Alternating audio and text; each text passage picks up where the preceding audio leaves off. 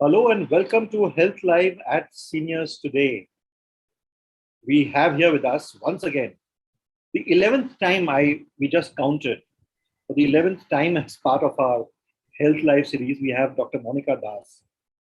Now, most of you are familiar with Dr. Monika Dass. She is a chartered psychologist, a chartered scientist, and an associate fellow of the British Psychological Society in the UK. Professionally, she has counseled over 15,000 individuals in a span of over 2 decades and has published several papers in both Indian and international journals. As I mentioned, she has been conducting our counseling forums and been here as part of the Health Live series 10 times in the past. So this is her 11th time. Welcome to Health Live, Dr. Das. Good evening and thank you. How have you been and how's Aurangabad? Aurangabad is lovely, beautiful weather, chilly in the evenings and early mornings. The unfortunate part is that it's become a little dry, so a little bit of rain would have helped.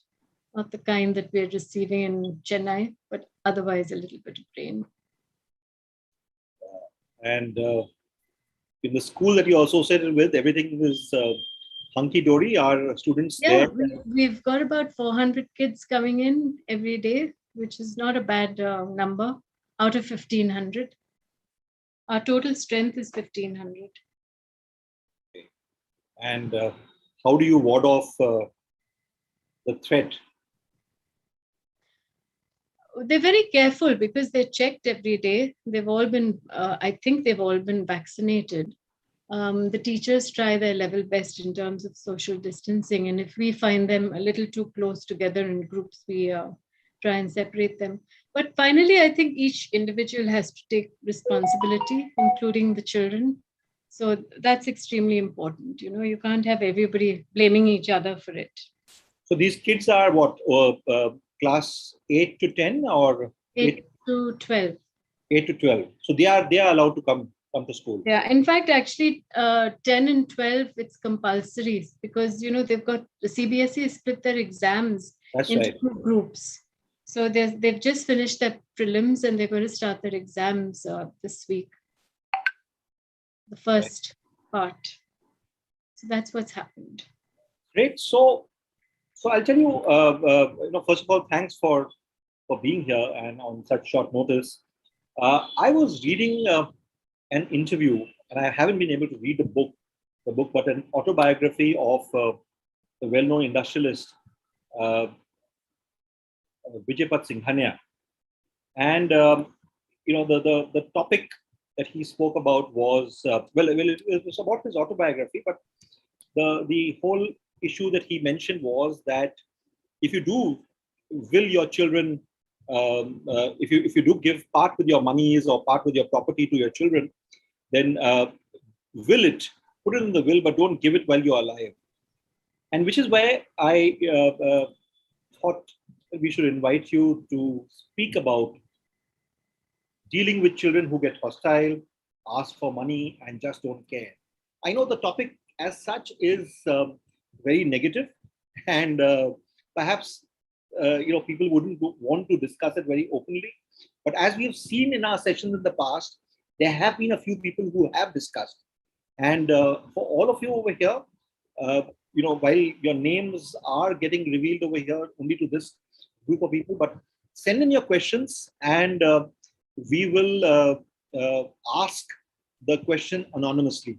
So we will not reveal, even if you have not asked us to do so, even if you have not tagged yourself as anonymous, we will ask the question anonymously and request Dr. Das to respond to the question. So feel free, as I mentioned, total confidentiality will be maintained, even though I would have seen your name, but we will not reveal. And let me tell you something, Zoom technology is such that your identity will not be known to us also if you have asked a question anonymously. So don't worry about that. You can ask a question anonymously. All of you also know that we have the Seniors Today Healthy Mind Forum, which exists and it's been there for a few months now. And there are quite a few people who are part of it. There are 44 participants, 40 41 if you exclude, Dr. Das and two of us from seniors today. So there are 41 people over there, and off and on, we have Dr. Das sharing her views, sharing some thoughts, etc. So that's always available. Sometime through the program, we'll also put the link over there. So in case you would like to join it, or you would like somebody else to join it, please feel free. If you send us a mail, if you send us a message, we will attend to it. That's our commitment. And as I said, once again, I must repeat that total confidentiality will be maintained. Over to you, Dr. Das. Thank you. I think it's very important, and I do agree with Mr. Singhania in terms of all of us who, as we grow older, not just handing over our money and our wealth to our children, not because we don't love them, not because we don't trust them, but I think there are two things you need to keep in mind. One is, when you are in control of your own finances, it gives you the confidence and the power to execute things the way you want to. So this point is very important for all of us to remember. The second thing is, when you are in control, nobody else can control you then. So the moment you hand over things willingly, you feel, oh, my child loves me, so maybe they will look after me better, or maybe they do need the money, so let me give it to them. That's the first mistake you're making, and it's a big mistake. Obviously, circumstances are different for each one, for each individual. So there could be times when certain elders need to hand over their money. For example, if they're not keeping very well, for example, if you have mental disability disorders and your family needs to look after you. So these are extreme circumstances. But 90% of us fall into a category where we are able to handle our lives pretty much right up to the end, barring a couple of years before we leave this world. So I think it's important to try and figure out ways to keep control of your money, to be able to live a wholesome life, to be independent, it's very important, and also to be able to meet your children as and when you want to meet them. So if you're living in the same house, that's a different issue. But if you're living separately, you can choose to meet them once or twice a week and still live your life independently. So keeping tabs on your money and not handing it over is a very, very, very important thing for your own well-being, for your own safety. And I use this word very strongly. Your safety is important. And as much as your kids may be wonderful to you, money can do very evil things to people. And if you're not grounded enough, particularly youngsters, it can be mishandled, and you may not be able to backtrack on that. So it's very important to be in control. Great. I thank you for those opening comments. And you mentioned you have a small presentation. So would you like to make that right now or later? I can do that. There's a question over here. So I guess we'll take the questions later. Okay. And those of you who have questions, please put them in the Q&A tab. It's better that way because it will be confidential and others will not be able to see it. So please, please go ahead. In the meantime, I'm putting the link to join the Healthy Mind Forum on the chat.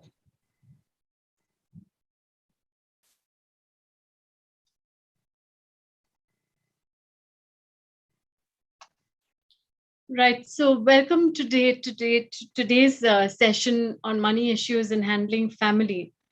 It's a very short presentation, just 2 slides basically.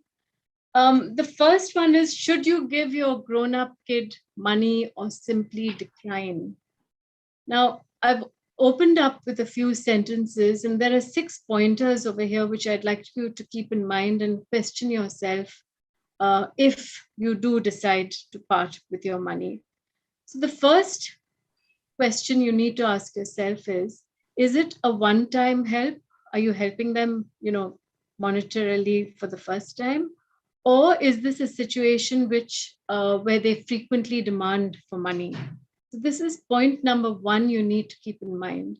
If it's a one-time help, for example, and you feel, yes, that maybe they do need the money and you have the extra cash to give them, by all means consider giving it to them, but you need to have a time frame as to when you get it back. So this is extremely important, not just handing over the money and saying, yeah, okay, fine, in the next year you can give it to me in dribs and drabs, nothing like that. There needs to be a clear time frame as to when that's going to be returned.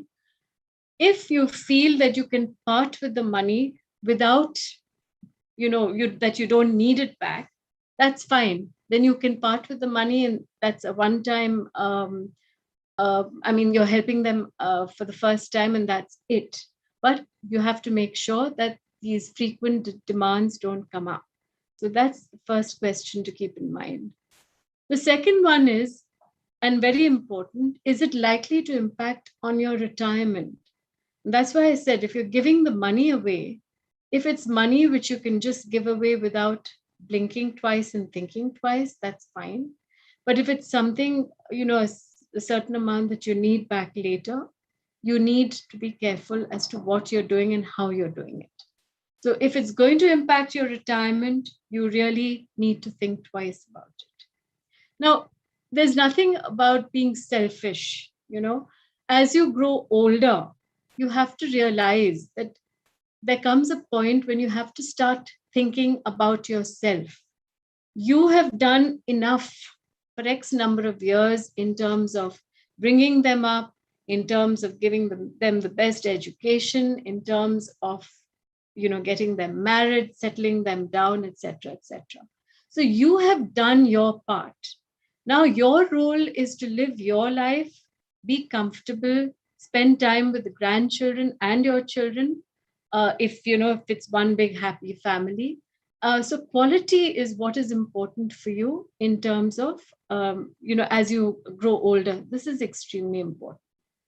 The third question is, the money that's being borrowed, is it for a life-threatening situation, or are they using it to buy an asset? Now, most of us have medical insurances, but there could be an off chance where maybe one person's child doesn't have a medical insurance. So if you think it's a life-threatening situation, it is your responsibility to help them out if you can. But on the other hand, if they're using that money to buy an asset such as a house or a car, you can think twice about it because you don't need to get involved. However, if you do get involved, you can always have a joint asset, a joint thing done so that your name is on that property also. But I still strongly feel that rather than going into these sort of joint assets, you need to be in control. And I keep stressing on this. You have to remain in control of your money right up to the end. The fourth question you need to keep in mind is, are you giving this money as a loan? If you're loaning it to them, there has to be a proper agreement set out so that there's a proper understanding as to how this money is going to be returned to you. Now, in the West, it's all cut and dried. In India, it's a different scene. We live in large families. It's a joint family set up in many homes. So you feel bad, you feel awkward. There's all these other emotional issues that come into the picture. But money is money. And if you're in a situation where you don't have any, like Mr. Singhania says he doesn't, then it becomes a very dicey scene. And why should you be living hand to mouth? I mean, what is the idea of having spent 60 or 70 years of your life working and then coming to this stage? So again, you need to be careful. Do you need to have a written agreement? I think you need to have a written agreement in circumstances where you feel you don't have control. So this is something you need to figure out with your lawyer. And it's very important, if one's child is asking you for money, are the other siblings aware about it? Sometimes you have one child who's constantly asking for this. And the others may be living abroad, they're independent, they're doing well. They may be unaware about these circumstances in your life. So you need to make sure that everybody is on board. And if everybody is on board, are all siblings on the same page in the sense that they are with you? If you get a feeling that there's something very fishy, or that there's something, not that something that's not quite right, if all siblings are there and they're trying to do you out, then you need to be very, very careful. So these are 6 questions you have to keep in mind when you're dealing with money, particularly with family members. So how do you get your grown-up children to stop asking for money? And this is basically a repetition. Evaluate the legitimacy of their request. Demand accountability. Help with budgeting if they're unable to manage it, even at that age, 40 or 50. They've been educated and trained enough, but if you feel you need to spend on that, do so. Set limits. So don't go overboard with how much money you're giving them. And it's very important to be honest about your finances and your limitations, because at the end of the day, you have to have enough to survive. You have to have enough to not just survive, you have to have enough to be comfortable. I don't see why one should be surviving at this point of time. So it's very important to be comfortable. Certain points for you to take into account. Financial exploitation occurs when a person misuses or takes the assets of a vulnerable adult for his or her own personal benefit. So this is very important, and it happens in certain families. This frequently occurs without the explicit knowledge or consent of a senior or disabled adult. So for example, you could be having somebody who's signing your checks, forged checks, things like that. So you need to be very careful on this account. Now, researchers have recently identified several important risk factors for elder financial exploitation. And this includes poor physical health, which I mentioned earlier. If you've got any cognitive impairment, and if you need assistance with daily activities such as shopping, preparing meals, and managing money. So these are areas where financial mismanagement takes place. Unless you're lucky and you have somebody who's totally trustworthy, somebody who loves you enough to give up their time and their life for you. That's different. Now, again, you need to be very wary and very aware, in fact, about large bank withdrawals or transfers between accounts that happen unbeknown to you. You need to be very aware about any belongings that are missing in your home. You need to be very aware about mood changes such as depression or anxiety that takes place in any child of yours. And you need to be very aware about any new changes that are being made on a will. Now, changes cannot be made on a will without you, if you've made a will. But sometimes there are it is known that there are lawyers who are in cahoots with some of the children, and there has been mismanagement that has taken place. So again, you need somebody who's a very trusted lawyer who will execute things properly for you. But it's very important for you to make a will. Make sure that you have, and this is also important, what I'm telling you, very important to divide your property, your assets, everything in a way which is fair and balanced for all children, regardless of sex, because once you go, if there's a will that is imbalanced, there's a lot of arguments, a lot of problems, and a lot of unhappiness that takes place. And it's better for you to clear up the thing so that everything is clear once you leave. Now, financial neglect occurs if a family member, I'm on point number 4, a family member, a friend, or power of attorney controls the money but disregards the older adult's financial obligations or does not fulfill instructions under the power of attorney. So this is when you've given power of attorney over to, say, your lawyer or one elder child, for example. You need to be very clued in on what's happening. And if you do suspect financial abuse of anybody, you need to report it as soon as possible to the police or to some close friends, a doctor, other children of that particular family, a trusted lawyer, of the family. So this is very important. And financial abuse is a form of domestic abuse. It's a crime and it needs to be reported to the police. So please do not tolerate anything like this that is happening, if it's happening to you in your homes.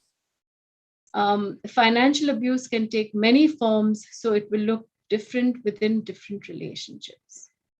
And that's basically what I have to say. I'm very happy to take questions from you now. Thank you. Thank you. Thank you very much for the presentation. Pleasure. So, as I see that we do not have too many questions, I've got some via mail. But the question which has been received is, what is the difference between executing a will and executing an advance directive? Can you elaborate? I'm not familiar, but I do know that when you execute a will, you're executing a will legally in terms of who gets what. So it's planned out properly. Many people, you start with your own family members. Many people leave things to staff and other people who've looked after them well. So that is an execution of will, but that is once the execution of will takes place once you have passed away. So the lawyer then takes over and executes your will for you, whoever your trusted lawyer is. That's what execution would be. So once your will is formed properly, you've had your witnesses sign it, your lawyer takes over once you have left, and that will is executed according to what you have decided on that piece of paper. The other bit I don't know about. I'm sorry. Tell me, again, a hypothetical case, if all is hunky-dory in the family initially, and after the parent does give away a fair amount of wealth to the child for, her or his business or whatever urgent reasons, and later on, if the child gets hostile, is there any protection in law for? And hostile does not necessarily mean abusive, physical abuse or whatever, but just decides to taunt the father or the mother and makes life miserable for them. Is there something that the parent can do? Unfortunately, Indian law is such that we don't have any protection for the elders. We once discussed this before. That's There's right. not Yes. too much, So I feel it's very, and it's not like when you're living abroad, because you can go to an ombudsman, you can go to certain people, to complain if you're living abroad. So we don't have that. We only have the police, or we may have a lawyer to help out, or you call family friends in. So in terms of everything being hunky-dory, you handing over everything, and then you have a child who becomes abusive, I think rather than reaching that stage, very frankly, I would still like to suggest that all of us consider keeping control of our finances till such date when you cannot manage. So when you're 85, 86, and you're really down and out, if for example, health-wise, you're unable to manage, then you can consider giving over a little bit, but definitely not giving total control. I mean, we live in an unfortunate world. It's a beautiful world, but it's also a greedy world, you know. So that's the reality of it. And I think whether it's your own child or whether it's XYZ person's child, anybody, it's the same situation. And money can do wondrous things. It can also do lead you into a very negative way of life. So I think it's very important not to give over this this power that you have. But on the other hand, you can always be, you know the kind of grandparent who's indulging. If you want to buy something expensive for them, one can do that. You understand that that is also a generous way of living your life, so that you are giving gifts to them from time to time, whether it's for a birthday or an anniversary, if you so choose to do so, something that's required for them, but not just handing over things. Definitely not. Right. We have another question from this person who says that I'm not very sure whether the legal aspect is something that you would like to address, but my son is currently separated from his wife. If I do not want my soon-to-be ex-daughter-in-law to claim any of my assets, what can I do? And P.S. I do not have any grandchildren from my son. Sir, there are a couple of things. One is, how long have they been married for? Now, if they've been married long enough, and if it's been a happy marriage, then with all due respect to her also, it's always better for you to do something where she gets what is due to her, instead of her spending the rest of her life in unhappiness and poverty. So I think that responsibility definitely lies with your son, not necessarily you. I don't see why you should be doing all this. So it's your son's assets, that needs to be split. Now, you may say that your assets are your son's assets. It's not, because right now you are in control of what you have.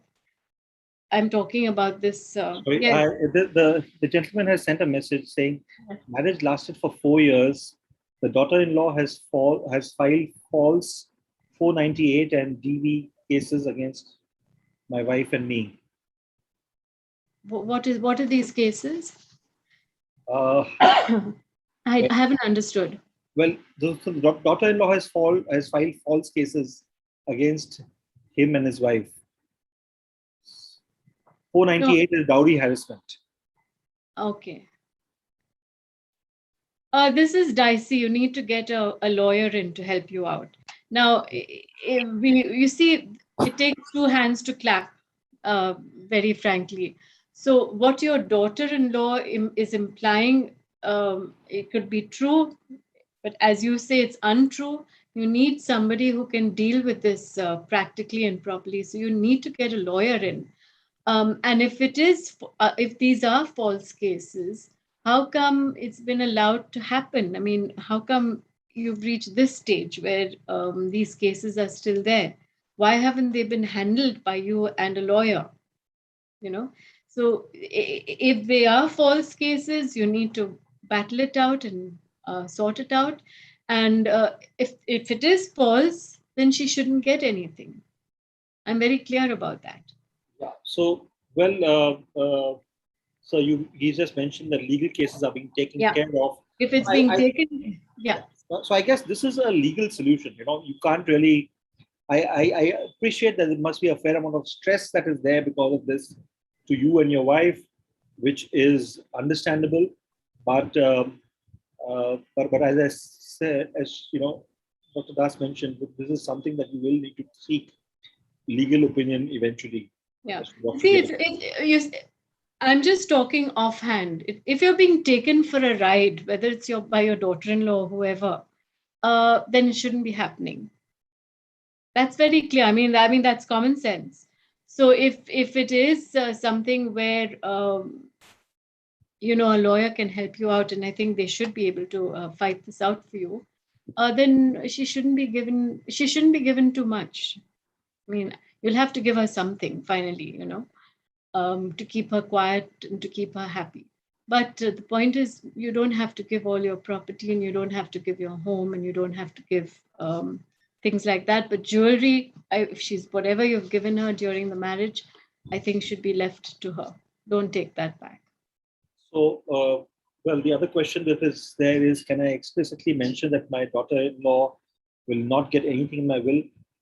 So I think that you should, this is a question that is best answered by a lawyer, and lawyers are equipped to handle that.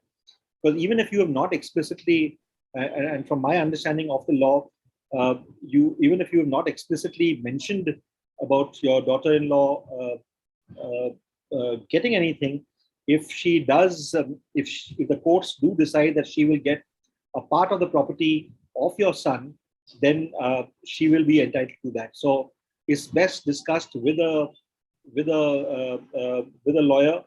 And I'm not going to suggest something, but I know there have been times, for instance, I know a leading media tycoon who had a similar situation where his son got divorced, and the family thought that they would, the daughter-in-law would ask for money, so they just got him out of the business. So at least officially, he's out of the business. He doesn't have anything to do with the business. So there are various ways of looking at loopholes, etc. I think you should. A lawyer would be best to look at how you can also play around a bit with the legal loopholes. But I want to add to this, if I may, that whatever you all are doing, do it correctly. That's important. So make sure it doesn't matter how bad somebody can be to you. You don't have to be like them. So make sure she gets something for your own peace of mind. That's very important, sir. We have a question which I'm a little intrigued about, and since it's an anonymous attendee, I don't know who it is, but since it has been asked, I must ask this with you. Why do some parents want the children to give them money, even if they are well off? Is it fair? I don't know what this question is doing here, but since it has been asked, I'm going to. So the question is that, is it fair to ask for money from children, when you are fairly well off? You have to understand where their money has been invested, and if they're getting enough money regularly every month. So you need to make sure that your parents. I'm assuming this is a youngster asking a question for their parent. Basically, it's all got to do with, it all boils down to this business of having and not having. This is a very psychological issue over here. Many of us go through our lives, we have enough money, but we don't spend it. So you lead a very stingy kind of life. And, then there are others who who have enough and then keep blowing it up and having, buying expensive stuff all the time because it meets certain emotional needs. Then you have these people who are in between, very astute. They handle their money properly. They handle their finances properly. So they buy what they need. They get their house, etc., and they lead very sensible lives. Psychologically, you have a variety of people, and you will notice them in your life. Now, the ones who generally have, it all depends on what's happened in your childhood, very frankly. So the ones who have, but feel as though they need to have because they feel deprived, it's got a lot to do with what's happened in your childhood, unfortunately. So this business of deprivation arises, and it's something you can't handle. You just have to deal with the issue as it comes up. So if you are being asked for money, give it, provided you have enough to give, and provided it's a reasonable amount. And if you're earning well and you're doing well and you're young enough, let's put it that way, You've still got X number of years ahead of you. Why not look at it as, yeah, mom and dad need it, so it's my time to give them? Because remember, they've given back to you. So it's not a question about how much they have and whether they've got enough. It's about you being generous if they ask you for something. Your idea of generosity, it all depends on you as the individual. If you don't have enough, you can always tell them, mom, dad, I can't manage it right now, but as soon as I can, I will give it to you. So there are various ways of handling it, but being generous with your parents is extremely important, keeping in mind that they have given their lives for you, their earlier lives. And it's not a question about how much they have. If they're asking you, they're asking you. That's your responsibility. Very well said. We have a compliment from someone who says your second slide was brilliant, and the discussion answered so many questions of this person. Thank you. We have one more question that has come in, and after that we have no more questions. As I mentioned, that a few people did tell me that this is a very sensitive issue and we will not be able to ask any questions. I said to that it's fine.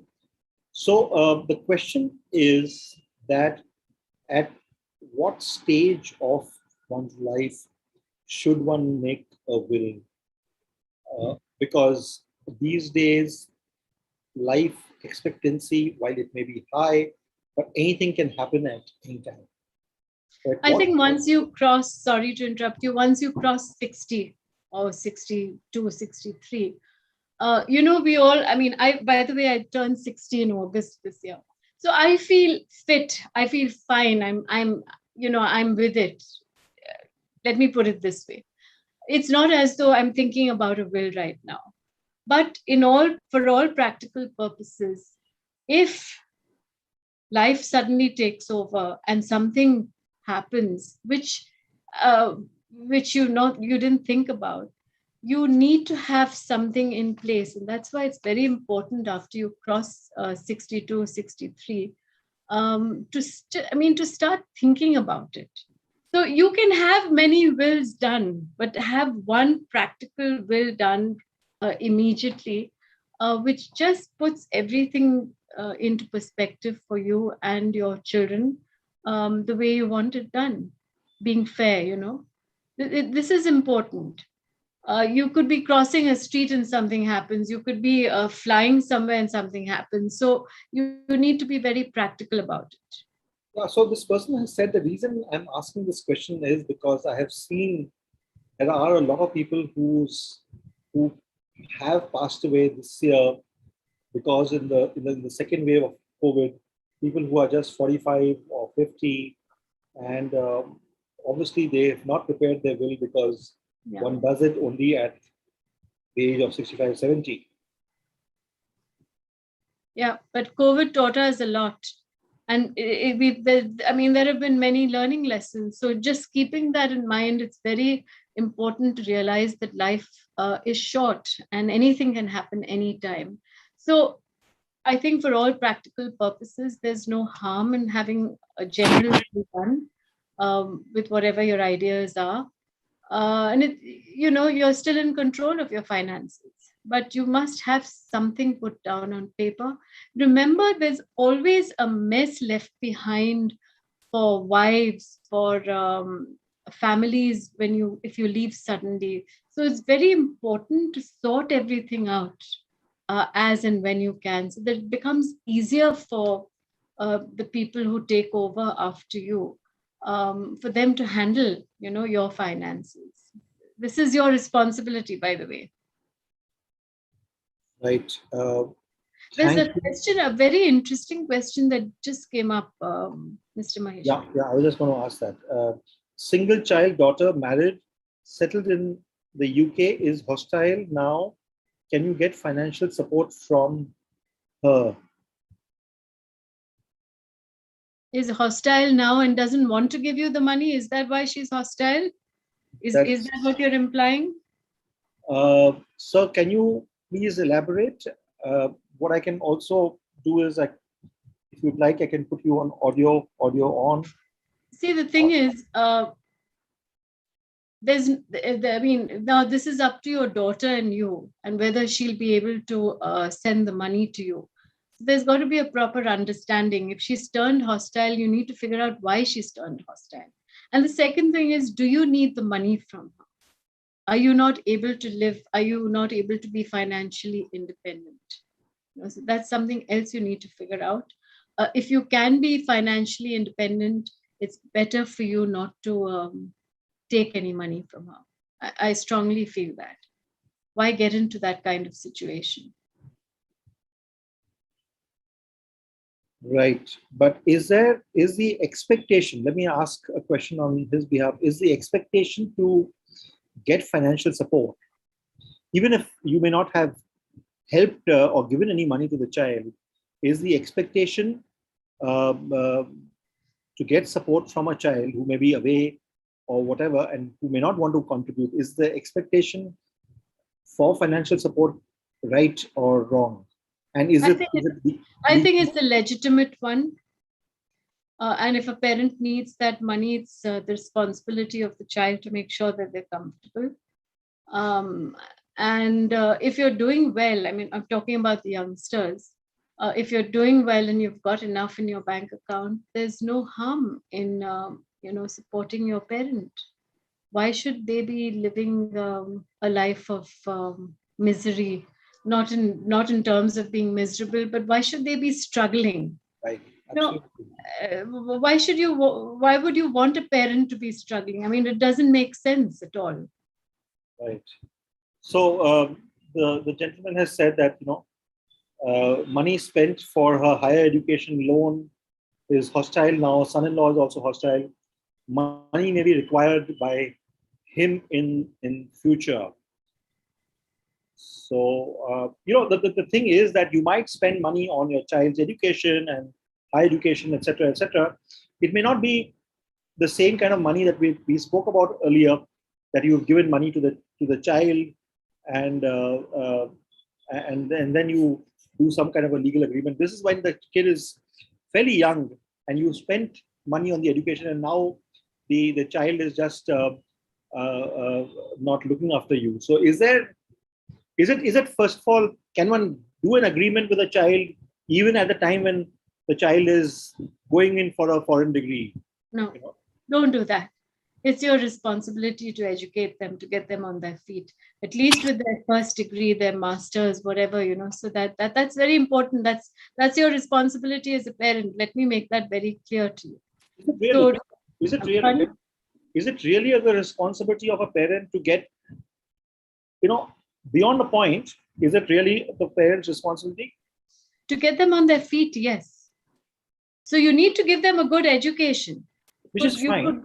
You could go up to definitely a bachelor's, you can go up to a master's or whatever, or if you're doing any professional training like becoming a doctor, etc. So that is extremely important. But there could come a time when, say, a parent has financial difficulties, when you're doing a master's course. Now, when you're into a master's and you've got a parent who's got financial difficulties, then you can, I think it's up to the child at that point of time, the youngster, to realize that their parent may not be able to afford it, and to get a loan, whatever it is. There are so many ways of educating yourself these days. So you don't need to put your parents into dire straits also. But giving them a basic education is definitely your responsibility as a parent. Right. Thank you. We've been asked by this person who asked the questions and mentioned about IPC 498A that we must read up. Yes, thank you for that bit. Yes, we will read up, and we would carry a legal point of view as part of Seniors Today until earlier this year, and we've now discontinued because we ran out of the topics. But we will do something around legal issues, and we'll get a lawyer in the house sometime, not as part of, not to discuss legal help, but we'll do that in a separate session at some time. For sure we'll do that. Thank you, Dr. Das, for your time. Sure. I have a couple of announcements to make. One is that we've just completed the Seniors Have Talent season 5 last week, and we are inviting registrations for Seniors season 6 as we speak, and which is going to start on December 5th. But Seniors Have Talent has been around. We have done 5 seasons, and this is the 6th season. What we have, and I think I did announce it last weekend, is that we are now going to be conducting Seniors Have Talent in English. Seniors Have Talent English. This is the creative. It starts from December 9th. It has a special hour. It is not on Sunday afternoon. It is going to happen on Thursdays at 9 p.m. So Thursdays, 9 p.m. is when we're going to have Seniors Have Talent in English. As we speak, the link for those who wish to register will be there. So if there is somebody who thinks he has the golden voice of Jim Reeves or Doris Day or whatever, or if Beatles would get you dancing when you were a teenager or in college, this is perhaps the way this is perhaps the forum for you. Those who have been around in Seniors Have Talent know that it's a very good, robust mechanism that we have. So we put the links for Seniors Have Talent English and for season 6 over here. And I'm going to take 1 minute more of your time, 1.5 minutes more. And this issue of Seniors Today magazine was out on the 15th. It's a special issue given the fact that it is 50 years of the 1971 war, the Bangladesh Liberation War, and we have a special first-person account by the ADC of Field Marshal Sam Manekshaw. I am going to request the producers to play the video which gives our content. So subscribe now and press the bell icon. Never miss an update. This is the cover story. Sam looks so dapper in red. And so then we have a story on the joy of Bidai, a health article on water, 21 foods to a healthier heart is a very good.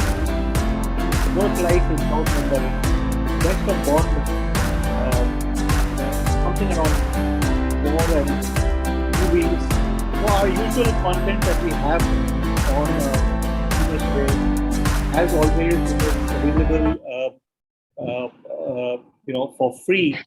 That it's not a paid copy that you have, and you can access all the copies of Seniors Today. This was issue number 29, so you can access our entire archives if you go to the website.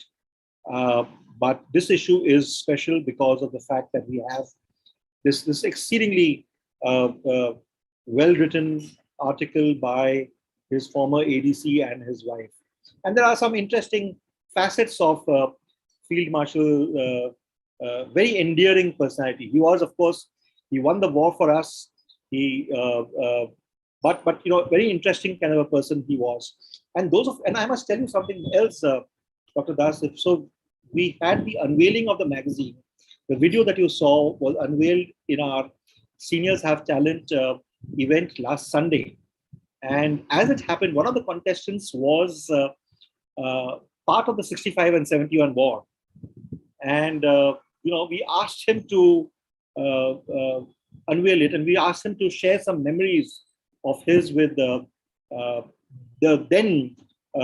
was then General Sam Manekshaw, and he, brought up some interesting memories, and he spoke about how he sang the song. And I'm going to, request Suhas to put in the link to the video that has the entire show, so you can actually watch it. It's very interesting. I had goosebumps when I watched it, because he spoke about it, and he sang the song that Sam Manekshaw sang in the mess, And I'm very bad at singing. Otherwise, I'll tell you, it was Gori Gori Khuba Ke Chori, or whatever the lyrics are. But it was very interesting. So those of you who would like to listen to that bit, this was Major Bhatnagar. The YouTube link is there here. You can watch it. So all interesting things happening on Seniors Today, the Seniors Today platform, Dr. Das. We started off with Health Live. We've gone into Seniors Have Talent. There are some other shows which happen. There's some storytelling thing happening. There's some poetry stuff happening. And at all times of the day. So there's Seniors Kitchen, which is some interesting recipes, easy to make recipes that happens every day. So that's how it is. We are having fun, and I hope all of you have fun. You, of course, enjoy yourself responsibly. And once again, thank you, Dr. Monika Das, for being here. Looking forward to your number 12, 12th session soon. Thank you. Thank you very much. Bye-bye.